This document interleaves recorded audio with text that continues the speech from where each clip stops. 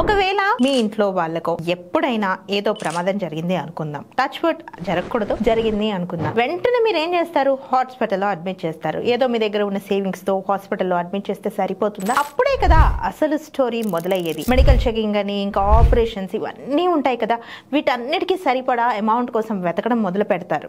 ఏ loan try చేసినా రావు. Friends ని, relatives ని అడిగి అడిగి అలిసిపోతారు. ఇదిగో అదిగో అంటూ చూపిస్తుంటారు, కానీ ఎవడు రూపాయి ఇవ్వడు. ఇలాగ చాలా మందికి జరిగే ఉంటుంది. మనీ మ్యాటర్ అడగకుంటే ఒకలాగా, మనీ మ్యాటర్ అడుగుతూనే ఇంకోలా మారే వాళ్ళని మనం చూస్తుంటాం. అదే కానీ మీరు ముందు నుండి పోస్టల్ స్కీమ్ లో ఇన్వెస్ట్ చేస్తుంటే ఇలాంటి సిచ్యువేషన్ వచ్చిండేది కాదు కదా. అందుకే చెప్తుంటారు పెద్దోళ్ళు, కాస్త ముందు చూపుతో ఆలోచించి 4 రాళ్ళు వెనకేసుకోవాలని. అందుకే అలాంటి ఒక స్కీమ్ గురించి ఈ వీడియోలో తెలుసుకోవడానికి ప్రయత్నం చేద్దాం. నా పేరు అంకిత. ముందుగా మీరు చేయాల్సింది ఒకటే, ఫిన్ బిజినెస్ సబ్స్క్రైబ్ చేసేసుకోండి. తొలెసుకోతి టాపిక్ అదేదో కాదండోయ్, అదే పీపీఎఫ్ స్కీమ్. అసలు ఈ పీపీఎఫ్ స్కీమ్ ఎలాంటి బెనిఫిట్స్ ఉన్నాయి, ఎవరు ఎలిజిబుల్ అవుతారు, అండ్ రేట్ ఆఫ్ ఇంట్రెస్ట్ ఎంత అనే ఇంట్రెస్టింగ్ ఇన్ఫర్మేషన్ తెలుసుకుందాము. ఈ పీపీఎఫ్ అంటేనే పబ్లిక్ ప్రావిడెంట్ ఫండ్ అకౌంట్ అన్నమాట. దీని పూర్తి అబ్రియేషన్. ఈ అకౌంట్ ను ఇండియాలో నివసించే వాళ్ళు మాత్రమే ఓపెన్ చేయొచ్చు. అంటే నేను, నా హస్బెండ్ అలాగే జాయింట్ అకౌంట్ ఓపెన్ చేసుకోవచ్చు. ఎగ్జాంపుల్ గా చెప్తున్నాను. ఇంకొకరు ఒక్కో పీపీఎఫ్ అకౌంట్ ని ఓపెన్ చేయాలి. పోస్టల్లో పీపీఎఫ్ అకౌంట్ చేశాను, నెక్స్ట్ నేనే మళ్ళీ బ్యాంక్ పీపీఎఫ్ అకౌంట్ ఓపెన్ చేద్దాం అనుకుంటున్నారా? అలా అయితే పప్పులో కాలేసినట్టే. ఇలా మీరు పీపీఎఫ్ అకౌంట్ ని ఓపెన్ చేసినా మీకు లీగల్ గా ఎలాంటి అడ్వాంటేజెస్ ఉండవు. మైనర్ పిల్లలకు అయితే గార్డియన్ హెల్ప్ తో అకౌంట్ ఓపెన్ చేయొచ్చు. ఈ అకౌంట్ ఓపెన్ చేయాలంటే మీ Aadhaar card, PAN card, passport size photo, account opening form and nominee details ఇవన్నీ సబ్మిట్ చేసి అకౌంట్ ఓపెన్ చేయొచ్చు. ఇది ఎలా ఓపెన్ చేయొచ్చు అంటే 2 విధాలుగా ఓపెన్ చేయొచ్చు. అంటే ఓపెన్ చేయొచ్చు అంటే 2 విధాలుగా అన్నాను అనేసి మీరు మళ్ళీ అదేదేదో అనుకోకండి. Because I'm not confusing you, clear గా చెప్పడానికి ప్రయత్నం మాత్రమే. 2 విధాలుగా ఎలా ఓపెన్ చేయాలో చూద్దాం. అంటే ఆఫ్లైన్ ఆప్షన్ ఉంటుంది, అలాగే ఆన్లైన్ ఆప్షన్ ఉంటుంది. ఆఫ్లైన్ లో అయితే పోస్ట్ ఆఫీస్ లేదా బ్యాంక్స్లలో ఓపెన్ చేయొచ్చు.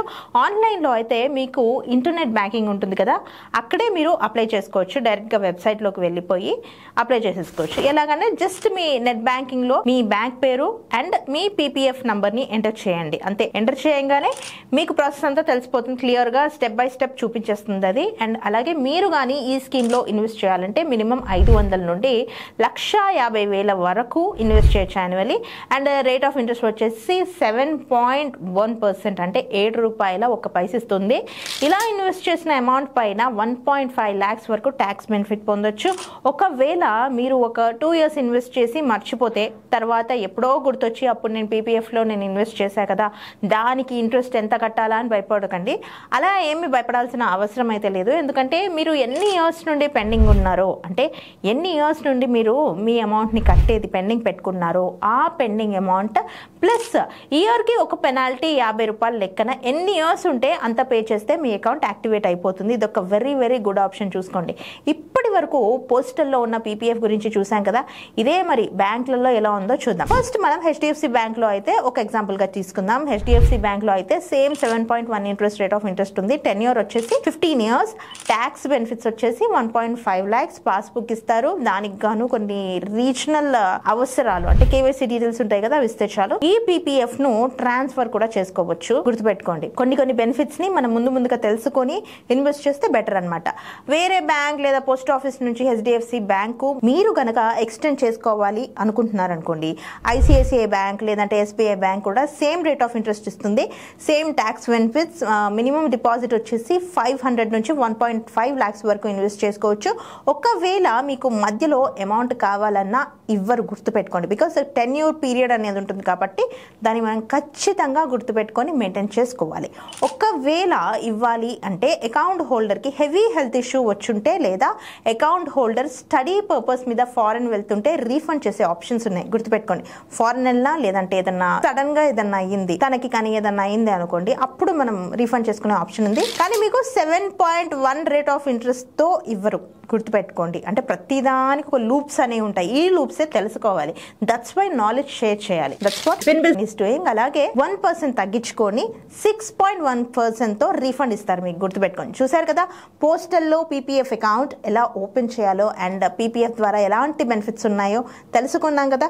సింపుల్ గా ఒక ఎగ్జాంపుల్ తీసుకుందాం ఇప్పుడైతే. ఒకవేళ మంత్లీ 500 లెక్కన ఇయర్లీ మీరు ఒక 6,000 డిపాజిట్ చేస్తుంటే 15 సంవత్సరాలకి గాను 90,000 అవుతాయి అనమాట. మీకు అర్థమైందా చెప్పింది? అలాగే వచ్చే బెనిఫిట్స్ వచ్చేసి 72,728 ఓవరాల్ గా 1,62,728 రూపాయలు మీకు రీఫండ్ అవుతుంది. పోస్టల్ స్కీమ్స్ గవర్నమెంట్ రిలేటెడ్ కాబట్టి ఓ నమ్మకం అండ్ అలాగే రేట్ ఆఫ్ ఇంట్రెస్ట్ కూడా హెవీగా ఇస్తున్నారు. బ్యాంక్ లో చూడండి, ఇందాక చెప్పాను రీఫండ్ చేసినప్పుడు అమౌంట్ కట్ చేసేసారు. ఇవన్నీ కరెక్ట్ గా చూసుకోండి. అలాగే ఇంకెందుకు లేట్, వెళ్ళి పీపీఎఫ్ లో ఇన్వెస్ట్ చేసేయండి. బెనిఫిట్స్ కూడా చాలా చాలా బాగున్నాయి. టెన్షన్ పడాల్సిన అవసరం లేదు. మీ ప్రావిడెంట్ ఫండ్ ని మీరు హ్యాపీగా ఎంజాయ్ చేయొచ్చు. So investing is very easy when you know all the rules అంటారు. నచ్చింది కదా? చేయాల్సింది ఒకటి, ఫిన్ బిజినెస్ సబ్స్క్రైబ్ చేసుకోండి. This is Ankita signing off.